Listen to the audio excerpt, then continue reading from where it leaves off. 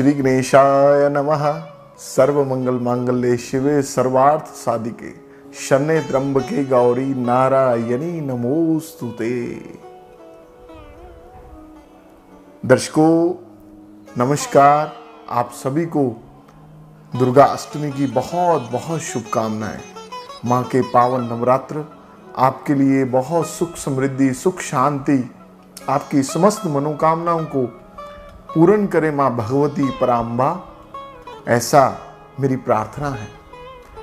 मैं समझता हूँ कि ये नवरात्र आपके लिए बहुत मंगलमय रहे और आज दुर्गा अष्टमी के पावन पर्व पर माता रानी आपको बहुत सुख समृद्धि दे, धन धान्य की वृद्धि करे। प्रिय दर्शकों, जैसा कि मैंने पहले भी कार्यक्रम बनाया था नवरात्रों के उपलक्ष्य पर, और आज का जो हमारा विशेष है वो ये है कि दुर्गा अष्टमी पर आज के दिन आपको क्या करना है ताकि आपका ये वर्ष बहुत अच्छा रहे, ये वाला संवत आपके घर पर खुशियां ही खुशियां दे। कुबेर भगवान आपको सुख समृद्धि प्रदान करें, यश मान कीर्ति लाभ आपको प्रदान करें, व्यापार में आपको उन्नति मिले, नौकरी में आपको उन्नति मिले। तो ये माँ के पावन नवरात्र, आज भगवती का दुर्गा अष्टमी का जो पावन दिन है, तो आज आपको विशेष क्या करना है ये चीज मैं आपको बताऊंगा। प्रिय दर्शकों, कार्यक्रम को स्नेह, इतना प्रेम, इतना आशीर्वाद देने के लिए बहुत बहुत धन्यवाद, बहुत बहुत आपका तहे दिल से धन्यवाद। चलिए शुरू करते हैं। सबसे पहले आप बोल दीजिए जय माता दी मेरे साथ। तो आज भगवती के अष्टमी के दिन आपने 9 कंजकों का पूजन करना है। 9 कंजकों को अपने घर पर बुलाएं, माता रानी के का भाव लगाते हुए, माता रानी का ध्यान लगाते हुए उन कंजकों का पूजन करें, उनके चरण धुलवाएं। चरण धुलवाने के पश्चात उनको तिलक करें, अक्षत लगाएं, चावल लगाएं और साथ में उनको लाल रंग के चुनरी उनको भेंट करें। माता रानी, छोटी छोटी कन्याएं, माता रानी की का जो स्वरूप है, 2 वर्ष से लेकर के 9 वर्ष तक की जो कन्या है, देखो कन्या पूजन तो हमें निरंतर करना चाहिए। हमारे जो संस्कार हैं, हमारा जो शास्त्र है, वो तो हमें कहता है कि हमें छोटी बच्चियों की सेवा करनी चाहिए, कन्याओं का सम्मान करना चाहिए, नारी का सम्मान करना चाहिए, माता पिता का सम्मान करना चाहिए, अपनी बहन का सम्मान करना चाहिए। परंतु जो आज का दिन है, माँ का दिन है, दुर्गा अष्टमी का जो दिन है, इसके लिए क्या है, जो हमारे शास्त्र कहते हैं कि कंजक पूजन के दिन जो व्यक्ति दुर्गा अष्टमी के दिन कंजक पूजन करता है, माता रानी उसको बहुत प्रेम देती है, बहुत सुख समृद्धि प्रदान करती है। तो एक तो आपने लाल रंग की चुनरी भेंट करनी है। लाल रंग रक्त वर्ण जो है वो माँ को बहुत प्रिय है। जो लाल रंग है प्रिय दर्शकों, वो लक्ष्मी का प्रतीक है। माँ सरस्वती, माँ कालिका, माँ सरस्वती, माँ कालिका और माँ लक्ष्मी भगवती का ही स्वरूप माँ के नवरात्रों में हम पूजन पाठ करते हैं। जैसे मैंने पहले भी हमारे कार्यक्रम में बताया था कि शैलपुत्री से लेकर के सिद्धिदात्री तक नव दुर्गा का जो स्वरूप है, नवरात्रों का जो स्वरूप है जो माँ का, वो इसी में नवरात्रों में हमें देखने को मिलता है। तो एक तो आपने कंजक पूजन करने के पश्चात उनको पूड़ी, चने और साथ में हलवा भेंट करना है। लेकिन इसके साथ में आपको जो उपाय के रूप में बता रहा हूँ प्रिय दर्शकों, आपने कोई भी लाल रंग की वस्तु बच्चियों को देनी है। वो क्या है, वो आप स्कूल के बैग हो सकते हैं, लाल रंग के छोटे छोटे टिफिन बॉक्स हो सकते हैं, जो कि वो डेली रूटीन में यूज करें। हम कोई भी वस्तु दे देते हैं ना किसी को, वो व्यक्ति साइड कर देता है, वो आपको उसका प्रभाव नहीं मिलता। वस्तु वो देनी चाहिए जो कि दूसरा व्यक्ति यूज कर ले, उसको प्रयोग में ला ले। तो ये तो माँ का दिन है, पावन नवरात्रों का दिन है, अष्टमी का दिन है, तो भगवती का ध्यान लगाते हुए छोटी कन्याओं को, छोटी बच्चियों को आपने लाल रंग की कोई भी वस्तु देनी है। स्कूल बैग हो सकती हैं, ये टिफिन जैसे मैंने बताया है, कोई खिलौना हो सकता है रेड कलर का, तो और भी कई चीज़ें आती हैं, वो आप देख लें, मार्केट से आपको मिल जाएंगी और उनको दे करके आशीर्वाद जरूर लें। और 9 कंजक पूजन के पश्चात जो 10वां है वो माँ का एक लौंकड़ा है, वो एक लड़के की पूजा की जाती है। वो देखिए, भगवती की जब पूजा करनी हो तो भैरव जी की पूजा करनी पड़ती है। भैरव जी की पूजा के बिना माँ आशीर्वाद नहीं आपको देती।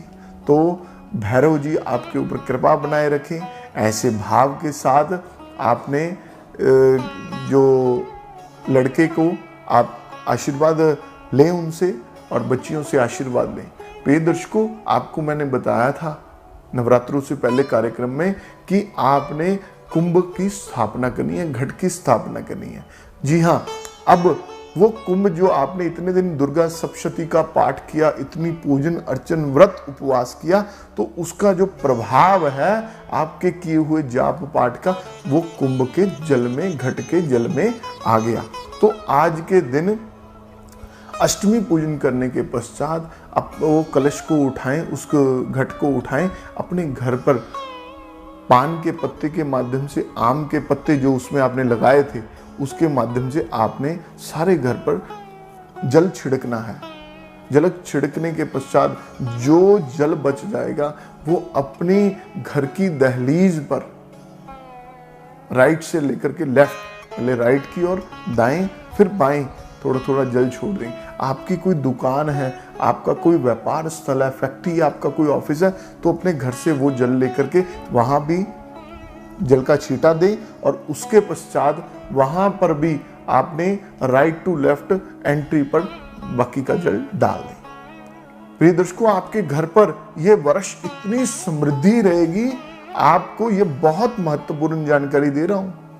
कई लोग भूल जाते हैं, कुछ लोगों को कोई चीजें पता होती हैं, पर टाइम पर, दिन के समय, उस समय विशेषकर लोग भूल जाते हैं। तो ये चीज आप नोट कर लें। और सेकंड, जो आपने खेतरी बीजी हुई थी, जो जौ बीजे हुए थे, उन जौ में से कम 5 जौ निकाल करके उनको अपने कैश बॉक्स में रख दें, अपनी अलमीरा में रख दें, अपने ड्रॉ में रख दें, जहां पर आप पैसे रखते हैं उसको मौली लपेट करके उन जौ को रख दें। आपकी फैक्ट्री पर कोई कैश बॉक्स है, आपकी दुकान पे कोई कैश बॉक्स है, गल्ला है, तो दुकानदार भाइयों के लिए भी मैं यही कहूंगा, जितने हमारे शॉपकीपर्स हैं, कि आप ये उपाय अवश्य करें। देखिए, आर्थिक अभाव आपके जीवन में कभी भी नहीं आएगा, आप ये नोट कर लेना। तो ये जब जौ रखेंगे, महारानी का आप ध्यान लगाते हुए, भगवती का ध्यान लगाते हुए कि भगवती, जैसे आपने इन जौ को 8 दिन में, 9 दिन में इतनी सुख समृद्धि से इनको बड़ा किया, ये जौ क्या है? समृद्धि का प्रतीक है, लक्ष्मी का प्रतीक है। वैसे ही हमारे घर को, हमारे कारोबार को, हमारी नौकरी को समृद्धि बख्शो, हमें भी बढ़ाओ फूलो। तो प्रिय दर्शकों, ये काम आपने करना है। ये जौ आपने कब निकालने हैं? ये जौ निकालने हैं आपने जब अगले नवरात्रे आएंगे, अगले नवरात्रि आश्विन मास में जब आएंगे, उस समय जब ये उपाय पुनः आपको करना पड़ेगा, तब नए जौ आप रख देना और पुराने जौ आप निकाल करके जल प्रवाह कर देना। ये हर वर्ष आपने साल में 2 बार करने लग जाएं, आपके घर पर कभी दरिद्रता नहीं आएगी, कभी धन धान्य की दिक्कत नहीं आएगी। आपसे कोई व्यक्ति पैसे मांगेगा, आपसे कोई वस्तु मांगेगा, भगवान की इतनी, महारानी की कृपा रहेगी, आप उसको कभी भी मना नहीं कर पाओगे। माता रानी का सदैव आपके ऊपर वास रहेगा। भगवती सरस्वती आपके बच्चों को सद्बुद्धि प्रदान करेगी, विद्या प्रदान करेगी, आपके बच्चों को बहुत विवेक पैदा होगा, बोध होगा, ज्ञान होगा, और महाकालिका आपके शत्रुओं का विनाश करेगी। आपके प्रति कोई व्यक्ति शत्रु भाव रखता है, आपके घर पर किसी ने नजर दोष, तो पत्थर को पाड़ देती है। यदि आपके घर पर किसी ने कोई नजर लगाई होगी प्रिय दर्शकों, वो भी माँ काली का उस नजर को दूर कर देगी। और जैसे कि माँ लक्ष्मी है, वो आपके घर पर इतनी अपार कृपा होने वाली है इस उपाय के माध्यम से। लोगों को लगता है कि ये तो बहुत छोटे छोटे उपाय बताते हैं, परंतु उपाय वही, समाधान वही जो बहुत दूर तक असरदायक होता है। और पूजन करने के पश्चात, कंजक पूजन करने के पश्चात आपने, यदि तो आपके घर पर स्फटिक की माला है तो ठीक है, यदि आपके घर में कमल गट्टे की माला है तो भी ठीक है, अपितु तुलसी की माला है तो भी ठीक है, तो आपने माता रानी का कोई भी मंत्र का आपने पाठ करना है। एक माला अवश्य करनी है अष्टमी के दिन। उसके बाद ही ये सब उपाय वगैरह करनी है।